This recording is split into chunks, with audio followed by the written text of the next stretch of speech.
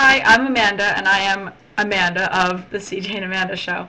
So, CJ and I are very, very dear, close friends, and we've quickly realized about each other when we first met that we both enjoy any discussion that is remotely philosophical or intriguing, and that term is used as loosely as you want it to be used. But we decided that we would actually like to start a web show because we enjoy discussing and we would love to get our thoughts out to more people, and we love to exchange ideas. We're always trying to create new ideas and develop new thoughts and everything else. So you could say we're like the nerdy intellectual type. But that's what the purpose of this show is going to be about. We would love to engage ourselves in other people's discussions. We would love to, again, bounce off of other people's ideas because I don't think anything is for certain, and I love being able to hear other people's opinions, and I know I'd be speaking on behalf of CJ if I said the same thing about her.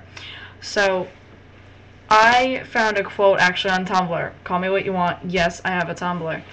I enjoy pretty pictures and interesting thoughts, and I actually wrote this one down. It's from the author of The Fight Club, and it's so hard to forget pain, but it's even harder to remember sweetness. We have no scar to show for happiness. We learn so little from peace. So I wanted to start with a quote that would be interesting but not too hefty for the very first time around. So, actually, no, I'll repeat that quote again. It's so hard to forget pain, but it's even harder to remember sweetness. We have no scar to show for happiness. We learn so little from peace.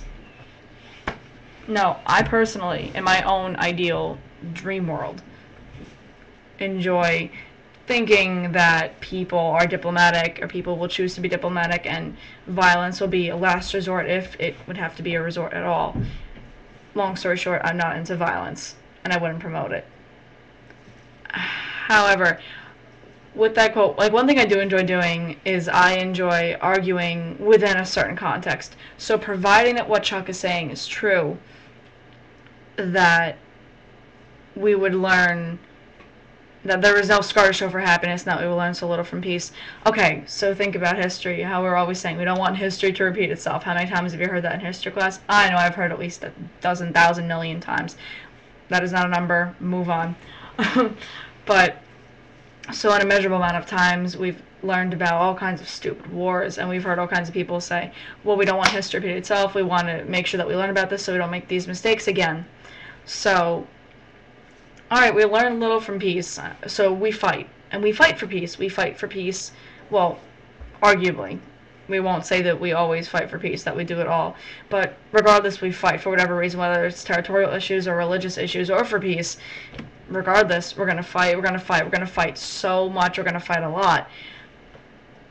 And if we're going to accept total peace, stagnation, I began to wonder when I read this quote if that implies that if we truly desire peace and we're going to accept it, we're in turn going to accept that we don't need to learn anymore.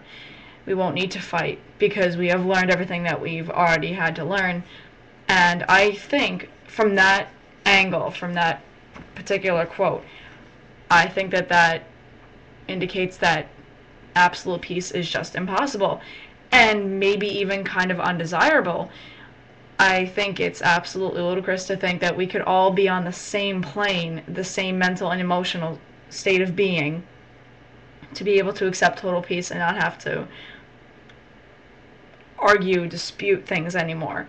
I think that is such a huge, huge, huge request or desire of people, to desire peace and to wish for peace. And of course, I'm sure that most people that are peace promoters are going to say, of course it's a big thing. You know, peace is obviously, that's huge, it's universal, it's global, it's universal. It's like just, it's beyond, you know, it's a big, intangible, forbidden fruit. It's not even that it's forbidden, but in the context of this quote, I started thinking, well, how is it possible for every single individual on this earth to be able to be on the same plane, again, emotionally and intellectually, and to feel that we are all one? Is that what we would be accepting if we were to accept peace? And I think that's just crazy. I feel like that there is always something more to learn, and I feel like that sometimes mistakes should not be made only once, because some mistakes that are prone to be made are so profound and just so big that one time around isn't going to do the trick anyway. But mostly I think that thinking that everyone must be on the same, it almost sounds like it would have to have each person on the earth reach a certain enlightenment, so to speak, to be beyond conflict, to be beyond dispute, to be completely beyond those things. I couldn't imagine being like that. I couldn't, like, I feel like when I think of that, I'm like, I'm human, like, I am an animal, and I'm going to constantly make mistakes and have to fight and conflict with people. And that quote really made me think. And I've never been like a total peace promoter. I've always been kind of like a peace skeptic, but I've always been a war hater, I guess you could say. I've always hated violence. Maybe not the accomplishments that we may or may not have acquired over time from violence. Nonetheless, I guess I'll say that's going to end my thoughts on that quote. So I guess I'll sign off by saying, peace and anarchy, take your pick.